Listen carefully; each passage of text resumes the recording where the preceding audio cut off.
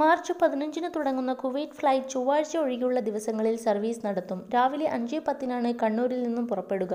പ്രാദേശിക സമയം 8-ന് കുവൈറ്റിൽ എത്തും. 8,999 രൂപയാണ് കുറഞ്ഞ ടിക്കറ്റ് നിരക്ക്.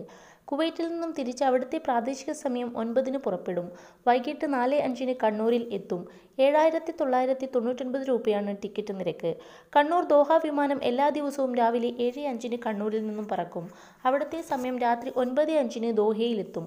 8,499 രൂപയാണ് ടിക്കറ്റ് നിരക്ക്. ദോഹ കണ്ണൂർ അവിടുത്തെ സമയം രാത്രി 10:05-ന് പുറപ്പെട്ട് പുലർച്ചെ 4:40-ന് കണ്ണൂരിലെത്തും.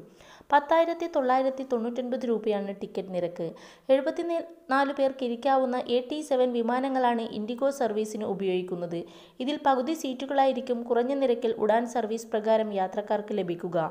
ഹൈദരാബാദ് സാധാരണ സർവീസായതിനാൽ ഇളവ് ലഭിക്കില്ല. ദോഹ കുവൈറ്റ് സർവീസ് ആരംഭിക്കുന്നതോടെ ഇന്ത്യയിൽ നിന്നും മിഡിൽ ഈസ്റ്റിലേക്കുള്ള ഇൻഡിഗോയുടെ നോൺ സ്റ്റോപ്പ് ഡെയിലി സർവീസ് 66 ആകും. കണ്ണൂരിൽ നിന്നും കൂടുതൽ സർവീസ് പാക്കേജുകൾ ആരംഭിക്കുമെന്നും ഇൻഡിഗോയുടെ ഡയറക്ടർ അറിയിച്ചു. യാത്രകൾ നേരത്തെ പ്ലാൻ ചെയ്യുന്നവർക്ക് ഇൻഡിഗോയുടെ വെബ്സൈറ്റായ www.goindigo.in-ൽ ബുക്ക് ചെയ്യാം.